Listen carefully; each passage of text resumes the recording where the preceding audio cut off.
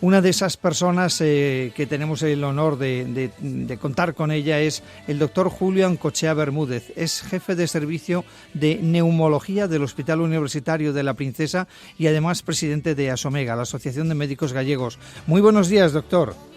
Buenos días, ¿cómo están? Nosotros estamos muy bien. No sé si usted está tan bien. Esperemos que sí, ¿no? Sí, ya muchísimo mejor. Después de la tempestad viene la calma.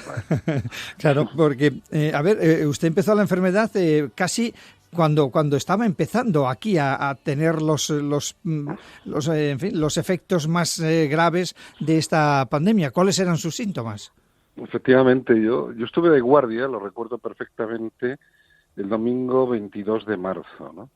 Recuerdo que el servicio de urgencias estaba colapsado y había un gran cúmulo de personas con mascarillas, cargados de temor e incertidumbre, esperando el resultado de su PCR, ¿no?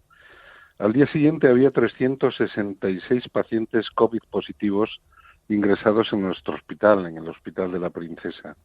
Pero es que al día siguiente eran 432 y además había más de 50 enfermos en la urgencia que permanecían pendientes de cama o derivación. Bueno, pues 2 días después de esa guardia fui yo el que fue diagnosticado de infección por COVID-19 y casi simultáneamente mi mujer que también es profesional sanitario, es enfermera de quirófano.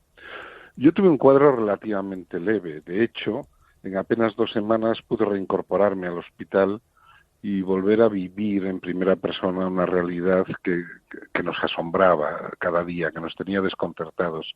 Yo tuve un cuadro pseudogripal, malestar general, febrícula, un poquito de tos.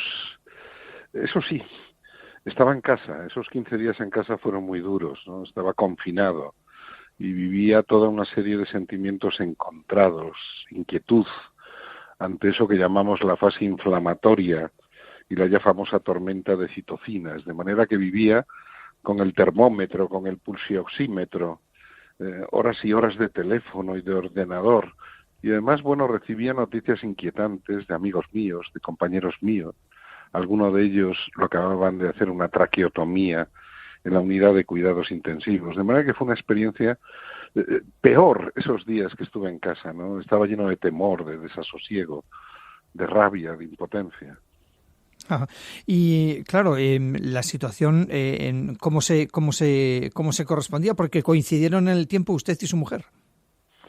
Efectivamente, estábamos los dos. De hecho, mi mujer, que en teoría es más fuerte y más deportista que yo, de hecho ella estaba preocupada por mí, pues tuvo un cuadro más prolongado. Ya tardó hasta 5 semanas en negativizar la famosa PCR, ¿no? Y volver a reincorporarse al trabajo. Y de hecho, bueno, le persiste una discreta cefalea, etcétera. Estas infecciones por COVID, la respuesta es muy individual.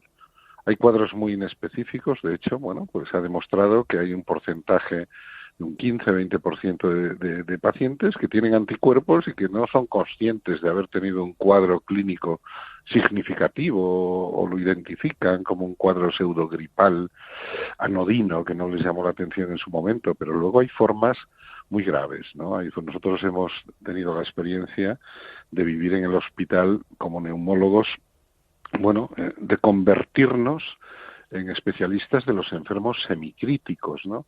Hemos sido la puerta de entrada y salida de la UCI. La UCI se colapsó.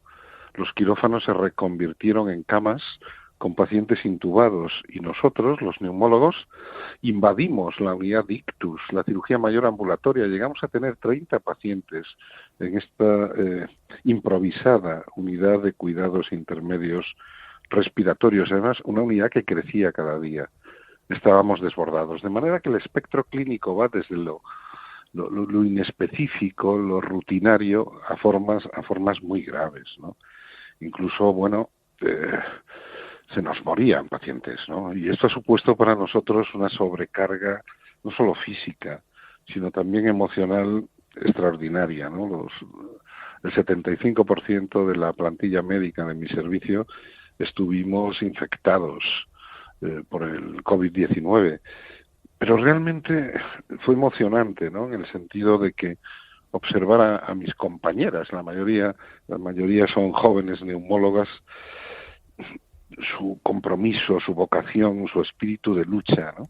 A pesar de que estaban exhaustas, agotadas, destrozadas, las he visto llorar, ¿no?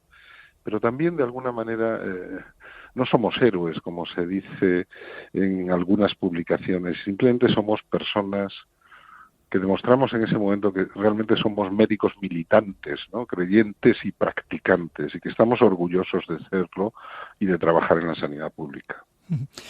Siendo así, doctor, es algo que venimos repitiendo a muchos de sus colegas, ¿cómo es posible que en nuestro país se haya llegado a la situación de ser el país del mundo donde más sanitarios han enfermado? ¿Ha sido solo por la falta de equipos de protección individual en un inicio de la pandemia?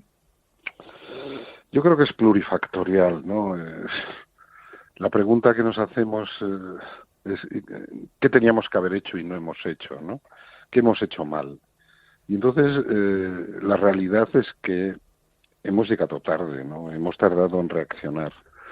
Se han empezado a tomar medidas que obviamente son muy sensatas, pero que se tenían que haber tomado mucho antes, ¿no?